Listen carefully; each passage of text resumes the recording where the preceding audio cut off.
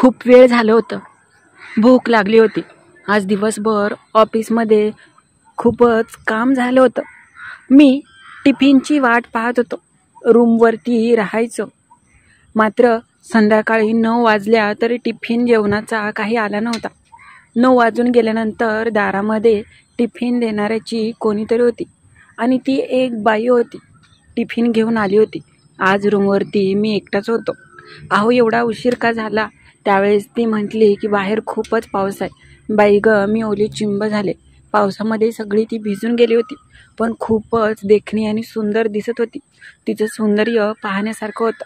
मी तर तिच्यावरून नजरच पाडत नव्हतो. मी म्हटलं की तुम्ही आतमध्ये या. आतमध्ये आले आणि माझं टॉवेल दिलं. हळूहळू आमच्यामध्ये काय झालं आणि मी टिफिन घेऊन आलेल्या त्या मेसवाल्या बाईला रात्रभर तिथंच थांबवून बाहेर पाऊस चालू असताना कसा आनंद घेतला आणि आमच्यामध्ये रात्रभर नक्की काय घडलं तीच कथा मी तुम्हाला सांगणार आहे. पण त्याच्या आधी जर तुम्ही नवीन असाल आणि अजूनपर्यंत आपल्या ह्या चॅनलला लाईक सबस्क्राईब केलं नसेल तर आता लगेच करून घ्या. तर चला मग ह्या कथेला सुरुवात करू. नमस्कार मित्रांनो, माझं नाव अनिल आहे.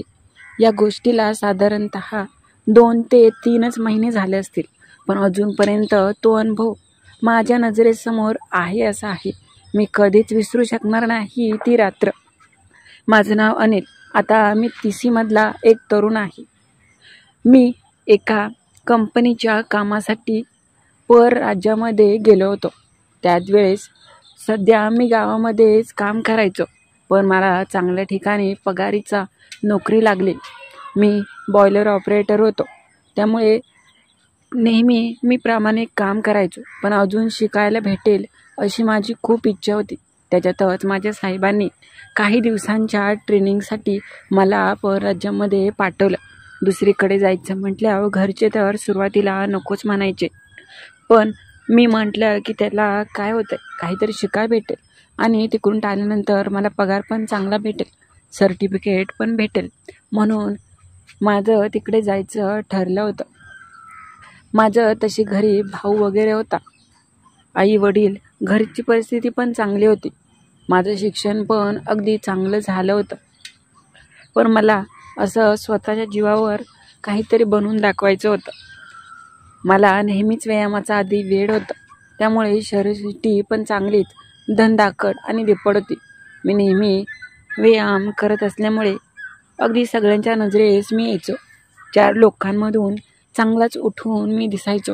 नेहमीच मला स्वतःला व्यवस्थित कपडे आणि व्यवस्थित बोलायला खूप येत असायचं आणि मी व्यवस्थित टापटीपणे राहत होतो. त्या दिवशी माझं परराज्यामध्ये जायचं होतं. जाण्याचा राहण्याचा खर्च सगळा आमच्या कंपनीकडेच माझा होता. मी सगळी तयारी केली होती. माझे असलेले कपडे, बॅग आणि लागणारं सगळं साहित्य आणि कागदपत्रे मी बॅगमध्ये भरून तिकडे गेलो होतो. सुरुवातीला मला काही समजणार नव्हतं. अगदी माझं पण तसंच झालं होतं. नवीन ठिकाणी जायचं म्हटलं की धाकधूक तर लागतेच. मला पण माझी स्वतःची काळजी होती. मोजकेच मी पैसे घेतले होते. इथे मोबाईल वगैरे पैसे जर हरवले तर खूप मोठी अडचण होईल, म्हणून मी अगदी मोजके पैसे घेतले.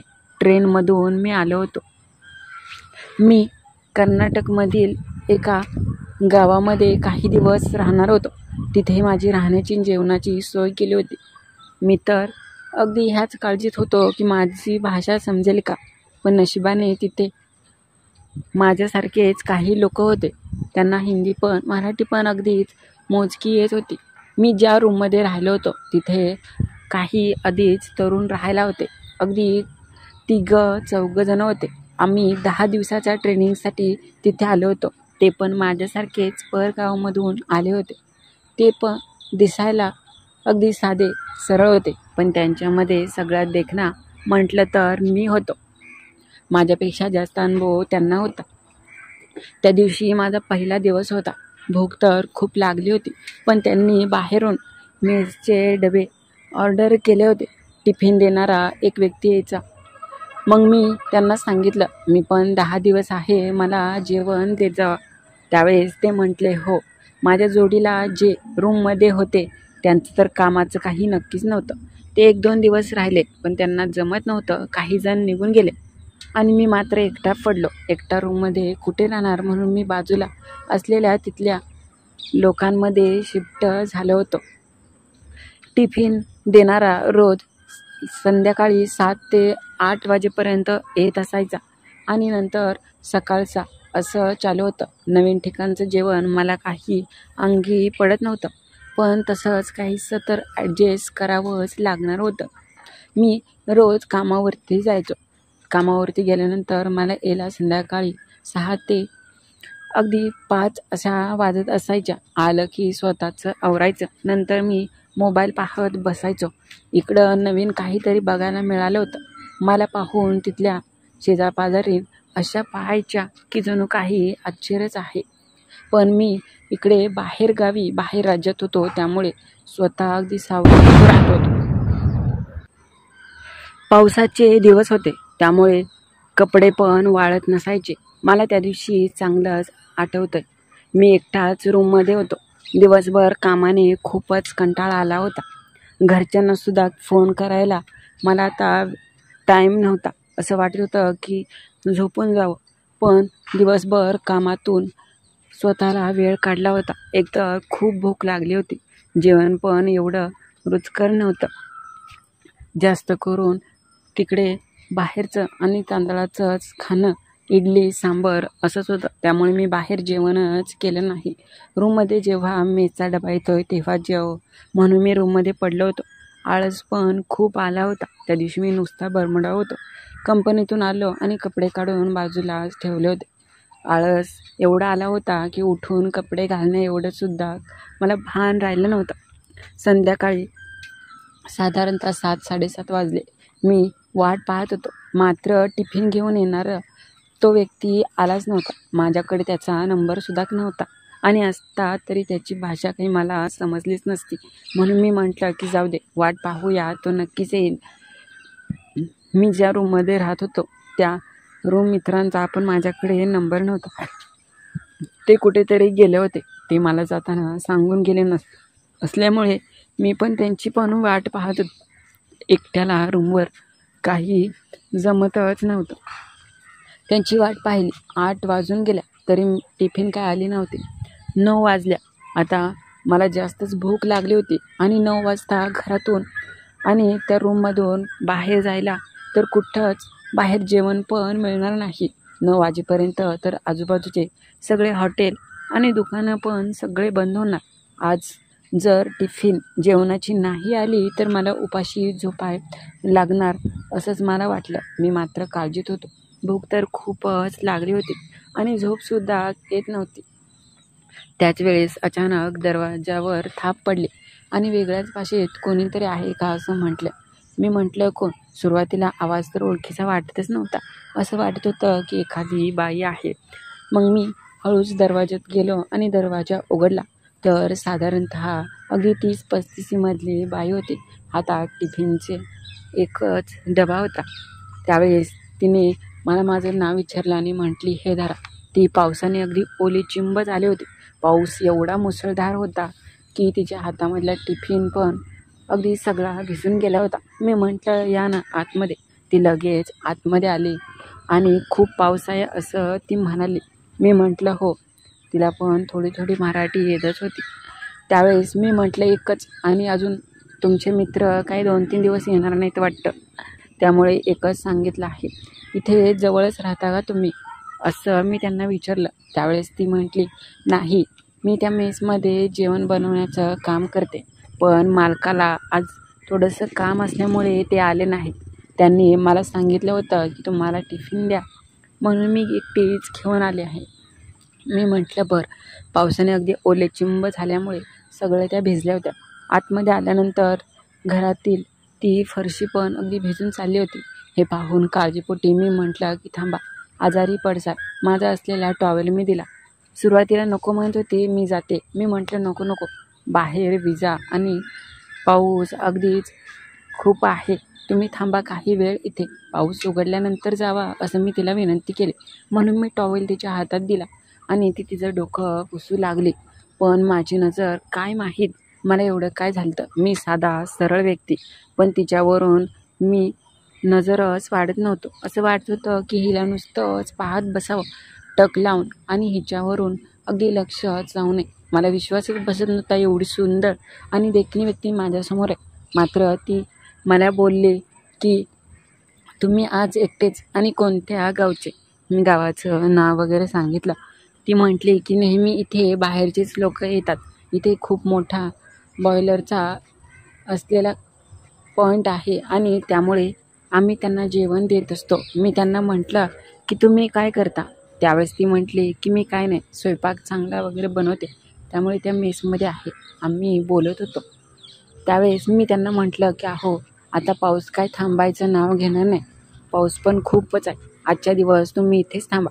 असं म्हणताच तोपर्यंत लाईट गेली आणि सगळीकडे अंधार पसरला होता. खूप वेळ पण झाला होता. मी पाहिलं तर 10 वाजले होते आणि पावसामुळेच लाईट गेली होती कदाचित. हे पाहून ती म्हटली हो तुमचं बरोबर आहे, तुम्हाला घरी तसं कोणी विचारणारं असलं तर मग तुम्हाला जावंच लागेल. ती म्हटली नाही, मी एकटीच राहते, त्यामुळे कोणी मला काही म्हणणार पण नाही. मी खूप विनंती केल्यानंतर ती म्हटली बरं इथेच मी राहते. आज तर ती माझ्या रूममध्ये राहणार होती. मित्रांचे अंथरूण वगैरे होते, साडी पण ओली होती. आता काय करायचं हे पाहून मी म्हटलं माझे कपडे देऊ का तुम्हाला. त्यावेळेस ती म्हटली नको कशाला. पण मी म्हटलं असू द्या, अहो इथे कोण पाहणार आहे आणि मित्र पण माझे आज येणार नाही. मला तर खूप मन होत होतं, पण तिने पण स्वतःहून म्हटली की बरं द्या, ह्या कपड्यांमध्ये तर रात्रभर मला खूप थंडी वाजेल. मी माझे कपडे दिले. अगदी माणुसकी म्हणून मी तिची मदत करत होतो. ह्याच्या पलीकडे मी जास्त काही विचारसुद्धा तिच्याबद्दल करत नव्हतं. मी कपडे दिले. कपडे अगदीच अंगाबरोबर होते. तिची थोडीशी तब्येत जास्त होती, पण व्यवस्थित तिने घातले. त्याच्यामध्ये तर अजूनच सुंदरता आणि असं वाटत होतं की जणू काही एखादी कोणती तरी व्यक्ती माझ्या आयुष्यात आली आहे असं वाटत होतं. नुसतं पाहत बसावं. मोबाईलची मी टॉर्च लावून बाजूला ठेवली होती. जेवण होतं ते आम्ही दोघांनी सोबत बसून केलं. ती खूपच लाजत होती, पण तरी पण मी तिला जेवण करायला लावलं होतं. आम्ही एकमेकांच्या समोर होतो. ती म्हटली तुमचे खूपच आभार मानते. मी आता बरमुड्या होतो. तिला पाहून माझ्या भावना आता मात्र उतावळ होत होत्या. काय माहीत, पण माझं आता मन चांगलं झालं होतं. मी तिला म्हटलं तुम्ही एकट्याच राहता, खरंच तुम्ही खूपच सुंदर आहात. असं वाटतंय की तुम्हाला जवळ घेऊन खूप प्रेम करावं. हे पाहून ती खूपच लाजली, पण तिच्या चेहऱ्यावरून समजत होतं की तिला पण चांगलीच माझी ओढ लागली आहे. तिला पण राहवत नाही. माझ्यापेक्षा जास्त घाई तर तिला झाली आहे. ती म्हटली तुम्ही पण खूपच देखणे दिसताय की. त्यावेळेस मी म्हटलं की हो, पण मला तू आवडली. तिने पण म्हटली की मला पण तुम्ही खूप आवडला. मी तिला बोलत होतो. त्यावेळेस मी म्हटलं की कधीतरी आम्हाला पण घरी नाही तुझ्या पाहुणचारासाठी. ती म्हटली हो, मी इकडे नवीन असल्यामुळे मला इकडचं काहीच माहीत नाही. इकडचं मला काही दाखवशील का. ती म्हटली तुम्ही म्हणाल ते. त्यावेळेस मी म्हटलं की मालक तुझे इकडे येणार नाहीत ना. त्यावेळेस मग म्हणाली अहो नाही, मी त्यांना सांगितलं की तुमचा टिफिन देते आणि नंतर घरी जाते. मग काय आज रात्रभर कोणीच नव्हतं. ती माझ्याजवळ होती. हळूच ती म्हटली मला आता झोप येत आहे. ती तिथेच झोपू लागली आणि आम्ही एकमेकांच्या जवळ होतो. मला राहवतच नव्हतं. मी अलगद जवळ गेलो तशी तिने मला घट्ट मिठीत घेतलं आणि म्हटली मला माहीत आहे तुमच्या मनामध्ये काय आहे ते, पण कशाला जास्त वेळ घालवताय. तुम्हाला जे करायचं आहे ते करा. आता मला पण नका तरसू. आता माझं पण खूप मन झालं. ते पाहून मी पण चालू झालो. ओठांवर ओठ टेकवले आणि त्या अंधाऱ्या रात्रीत चांगलं आमचं प्रेम खुलत गेलं. एकमेकांना आम्ही चांगलाच उभारा देत होतो. रात्र तर अशी सरणार नाही. मला पण माझ्या आयुष्यातली पहिली अशी व्यक्ती भेटली की तिला पाहताच माझं मन कावरं-बावरं झालं. आमच्या दोघांच्या भावना चांगल्याच एकरूप होऊ लागल्या होत्या. रात्री त्या पावसाच्या चांगलंच आमचं प्रेम खुलत गेलं. न तिला सुख होतं न मला. आम्ही दोघांनी रात्रीचा चांगलाच आनंद आणि आस्वाद घेतला. रात्रभर त्या मेसवाल्या, त्या टिफिनवाल्या बाईंना मी चांगलाच आनंद दिला.